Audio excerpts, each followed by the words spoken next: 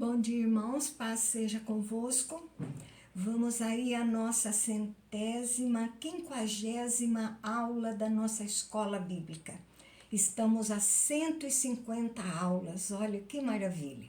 Também já estamos quase terminando aí a palavra de Deus. Durante anos nós estamos aí estudando. Então espero que você esteja gostando, curta, compartilhe, comente, né? Esteja falando conosco a impressão que você tem dessas aulas. Nós estamos estudando a segunda carta do apóstolo Pedro. Nós estamos no capítulo 2, vamos dar continuidade ao versículo 17 e 18. Pedro está falando sobre vida cristã, né? Desde a primeira carta, ele está ali tratando de comportamento do cristão em todos os momentos da vida. Então é muito interessante, se você puder, nos acompanhe, vá aí perguntando se tiver alguma dúvida e nós estaremos esclarecendo para você, tá bom? Então vamos lá. Pegue sua Bíblia, abra na segunda carta do apóstolo Pedro, capítulo 2, verso 17 e 18. A palavra de Deus diz: esses tais são como fontes sem água, como névoas impelidas por temporal. Para eles está reservada a negridão das trevas, porquanto, proferindo palavras jactanciosas de vaidade, engodam com paixões carnais, por suas libertinagens, aqueles que estavam prestes a fugir dos que andam no erro. Então, nós estamos aqui, Pedro está falando fontes sem água, que não tem conteúdo de Deus. Parece, mas não é. Né? Aqueles falsos profetas, os falsos mestres que ali estão tratando dentro da igreja. Instáveis, vazios. Para os falsos mestres tem a condenação para o último dia. Então, no último dia, eles serão julgados e condenados. Jactanciosos, né? Inchados, orgulhosos, né? Daquilo que fazem. Convencem as pessoas ao erro. São capturadas pregando que a vida poderia ser como eles quisessem. Então, agir de qualquer maneira, sem se preocupar com aquilo que Deus está falando. Então, Deus não se preocupa. Isso é a maneira deles tratarem, a maneira deles falarem. Então, eles lançam a isca nos que estão prestes a sair do erro. Então, aqueles novos convertidos é que eles vão alcançar. Então, eles agiam sorrateiramente. Verso 19, prometendo-lhes liberdade, quando eles mesmos são escravos da corrupção, pois aquele que é vencido fica escravo do vencedor. Então, nós temos a ideia de sermos escravos de Cristo, uma vida que temos que dizer não a várias coisas. E os falsos mestres chamavam isso de escravidão e propõem a liberdade. Façam o que vocês quiserem. O homem é escravo daquilo que o domina. Verso 20, portanto, se depois de terem escapado das contaminações do mundo, mediante o conhecimento do Senhor e Salvador Jesus Cristo, se deixam enredar de novo e são vencidos, tornou-se o seu último estado pior do que o primeiro. Então, eles se mostravam crentes, cristãos, aprenderam sobre o caminho, em algum momento receberam o evangelho puro, verdadeiro, e depois disso eles voltam às práticas pecaminosas. Eles se tornam piores que antes de conhecerem o Senhor. Então vai ser o pior estado deles. 21 e 22, pois melhor lhes fora nunca tivesse conhecido o caminho da justiça, do que após conhecê-lo, volveram para trás, apartando-se do santo mandamento que lhes fora dado. Com eles aconteceu o que diz certo adágio verdadeiro: o cão voltou ao seu próprio vômito, e a porca lacrada voltou a revolver-se, voltou-se a revolver-se no lamaçal. Então era melhor nem terem conhecido o caminho de Jesus Cristo, né? Deus cobra mais do que quem conhece mais. Então trazem o juízo pesado e severo sobre eles. Então, aqui Pedro está falando de falsos mestres, está falando do caráter deles, né, das obras, o castigo que eles vão passar por ele. Vai ter, né, na verdade, uma consequência dessas atitudes. Agora Pedro vai falar a vinda do Senhor e o seu significado. Capítulo 3, verso 11. Amados, esta é agora a segunda epístola que vos escrevo. Em ambas procuro despertar com lembranças a vossa mente esclarecida. Então traz uma ideia carinhosa aos irmãos. O mesmo grupo que recebeu a primeira está recebendo esta segunda carta, né? Então eles vão receber também. Eles leram a anterior e vão ler esta também. Nas duas, quero chamar a atenção do que já aprenderam. Então lembrem, porque vocês já conhecem a verdade. É muito importante para nós não perdermos a palavra de Deus da nossa mente. Então estarmos lembrando em todo o tempo daquilo que nós aprendemos do Evangelho, aquilo que nós deixamos para trás, para nós não voltarmos a cometermos os mesmos pecados, não voltarmos, como nós acabamos de ler no capítulo 2. Verso 2, para que vos recordeis das palavras que anteriormente foram ditas pelos santos profetas, bem como do mandamento do Senhor e Salvador, ensinado pelos vossos apóstolos. Então vocês precisam lembrar das fontes fiéis de ensino sobre o que os profetas falaram no Antigo Testamento e o Senhor Jesus ensinado a vocês. Então os apóstolos, agora no Novo Testamento, né? Eles estão aí equiparados aos profetas do Antigo Testamento. Os falsos mestres não eram fontes de autoridades vinda de Deus. Então, se comparar quem está ensinando, eles iriam perceber que era mentirosa toda aquela situação de ensino que os falsos mestres estavam fazendo. Verso 3 e 4, tendo em conta, antes de tudo, que os últimos dias virão escarnecedores, com os seus escárnios, andando segundo as próprias paixões, e dizendo: onde está a promessa da sua vinda? Porque desde que os pais dormiram, todas as coisas permanecem como desde o princípio da criação. Olha só que profundo isso. Então, fiquem atentos. Pedro está falando, em primeiro lugar, que nos últimos dias, né, esse tempo aí entre a primeira vinda e a última vinda de Jesus, virão zombadores para perseguir e ridicularizar a fé dos cristãos. Pessoas egoístas, andando no pecado, dizendo que não tem problema e questionam ainda a segunda vinda de Jesus. Pais dormiram, quer dizer, os que morreram, pregando a segunda vinda. Tiago, por exemplo, Estevão, por exemplo. Então, tudo permanece do mesmo jeito. Nunca acontece a segunda vinda. Então, eles dizem, não é verdadeira. Não seriam punidos, podendo continuar no pecado, porque Jesus não voltaria. E é uma mentira, nós sabemos disso.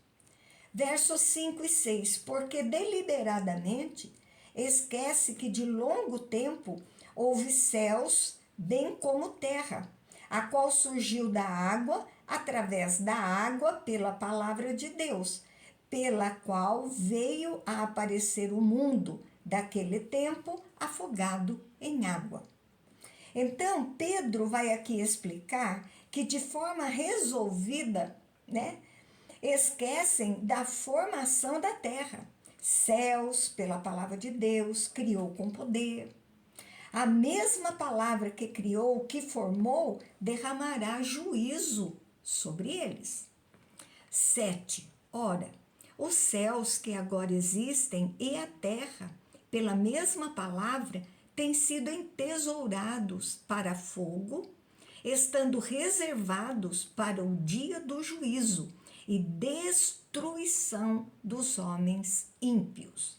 Então, nesse mundo, a mesma palavra que afogou o mundo em água, o dilúvio, está aguardando o momento do juízo final e destruirá os que são inimigos de Deus e guardará os justos. Olha que certeza nós podemos ter. Seremos guardados no dia do juízo. Verso 8. Todavia, uma coisa, amados, que não deveis esquecer, que para o Senhor um dia é como 1000 anos, e 1000 anos como um dia. Um dia, 1000 anos, e 1000 anos, um dia. Pedro ensina no Salmo 90, versículo 4. Compara as argumentações, a demora, com a impaciência humana. O tempo de Deus não é como o nosso tempo. Os planos de Deus não estão presos às nossas expectativas, aquilo que nós estamos esperando. Verso 9. Não tarda o Senhor a sua promessa, como alguns a julgam demorada. Pelo contrário, ele é longânimo para conosco, não querendo que nenhum pereça, senão que todos cheguem ao arrependimento. Então, Deus não atrasa a sua segunda vinda, como os falsos profetas estão dizendo, porque Deus é paciente com eles, né? Os que se desviaram, por isso que ainda ele não voltou, querendo que todos sejam salvos. Então, Deus está dando oportunidades ainda e que cheguem ao arrependimento, porque vai chegar um tempo onde vão cessar as oportunidades. Então, aí será tarde demais. Verso 10. Virá, entretanto, como ladrão, o dia do Senhor, no qual os céus passarão com estrepitoso estrondo e os elementos se desfarão abrasados. Também a terra e as obras que nela existem serão atingidas. Então ele cita aqui Mateus 24, 43, a respeito da segunda vinda de Jesus, o elemento surpresa da vinda. Então, nesse dia, haverá um grande barulho, todos vão ouvir, não será secreto. Alguns dizem que ele já veio. Não, ele não vai vir em secreto. Todos, o mundo inteiro, não ficará uma pessoa sequer sem ouvir. Todos vão saber. Então, haverá uma grande mudança. Os elementos, né, citados aqui é o fogo, o ar, a terra, a água, o sol, a lua e as estrelas, os anjos com poder na terra. Sol, lua e estrelas é que equilibram a terra. Então haverá uma transformação. Então os elementos são esses: sol, lua e estrelas. Perdem a sua função. Assim como a terra, né? O chão e as obras serão todos transformados para receber a vontade de Deus, para receber o paraíso. Verso 11 e 12. Visto que todas essas coisas hão de ser assim desfeitas, então deveis ser tais como os que vivem em santo procedimento e piedade, esperando e apressando a vinda do dia de Deus, por causa do qual os céus incendiados serão desfeitos e os elementos abrasados se derreterão. Então haverá um rompimento das coisas estabelecidas, Os falsos mestres dizem que nada muda, né? E nem mudaria. Então, olha aí a mudança falada aqui na palavra. Pedro não dá detalhes sobre estas questões, mas sabendo disso, vivam de acordo com a palavra.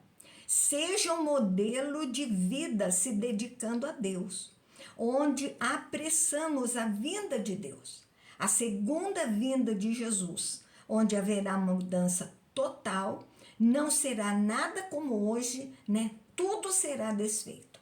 Então Deus traz uma transformação na terra que não vai pôr fogo e destruir, não é isso. Haverá uma destruição e nós sabemos com mais detalhes no livro do Apocalipse. 13:14. Nós, porém, segundo a promessa, esperamos novos céus e nova terra, nos quais habita a justiça. Por essa razão, pois, amados, esperando essas coisas, empenhai-vos por serdes achados por ele em paz, sem mácula e irrepreensíveis. Então, nós cristãos, né? Lá em Isaías 65:17, 66:22, Apocalipse 21:1, fala do novo céu e da nova terra. Transformados, aguardamos a segunda vinda e habitará a justiça. Não haverá lugar para o pecado e assim sejam encontrados pelo Senhor, tranquilos, sem pecados, sem culpas. Cristo vem, haverá mudanças no mundo e neste novo céu e nova terra habitará a verdade. E vocês estejam em paz e sem pecado. Verso 15. E tende por salvação a longanimidade do nosso Senhor, como igualmente o nosso irmão Paulo vos escreveu, segundo a sabedoria que lhe foi dada. Então, Jesus não veio ainda por causa da sua paciência. A porta está aberta à salvação. Como Paulo diz, a autenticidade dos escritos das cartas de Paulo. Carta de Paulo aos Romanos, capítulo 3, verso 25. Verso 16, ao falar acerca desses assuntos, como que de fato costuma fazer em todas as suas epístolas, nas quais há certas coisas difíceis de entender, que os ignorantes e instáveis deturpam, como também deturpam as demais escrituras para a própria destruição deles. Então, eles vão estudar e falar da palavra de Deus do jeito que eles querem, né? Da maneira que eles entendem, né? Ou como querem que as pessoas entendam. Então, ele cita aqui as cartas de Paulo. Foram lidas onde as de Pedro estão chegando agora. Então, alguns escritos precisavam de estudos para serem entendidos por causa da profundidade, quando Paulo fala da justificação pela fé, né? Em Efésios 2, do verso 11 e 12, aqueles que não são firmes na fé distorcem o sentido da palavra, manipulam o texto para os seus próprios desejos. Então, Pedro considera os escritos de Paulo como escritura também, né? As epístolas mais o Antigo Testamento. E esses falsos receberão a destruição, que a própria Escritura diz, e esperar em Deus é o caminho da vida. Verso 17 e 18, vós, pois, amados, prevenidos como estáis de antemão, acautelai-vos. Não suceda que, arrastados pelo erro desses insubordinados, descaiais da vossa própria firmeza. Antes, crescei na graça e no conhecimento de nosso Senhor e Salvador Jesus Cristo. A Ele seja glória tanto agora como no dia eterno. Então, o conselho final de Pedro: vocês já aprenderam a enfrentar os falsos mestres. Então, atenção, não sejam guiados por eles, que menosprezam a orientação de Deus, e vocês vão se desviar dos caminhos firmes. O conhecimento gera obediência, atitude. Então, continue aprendendo mais de Deus, mais de Jesus. A Jesus seja tudo para glorificá-lo no presente e no dia final. Então, conhecimento desta palavra gloriosa é tudo para nós. Então, não deixe de aprender. Nós estamos aqui há tanto tempo. Olha, eu fiz o curso durante 4 anos. Agora eu estou passando para vocês, então é mais um tempo que eu estou revendo toda a Bíblia Sagrada.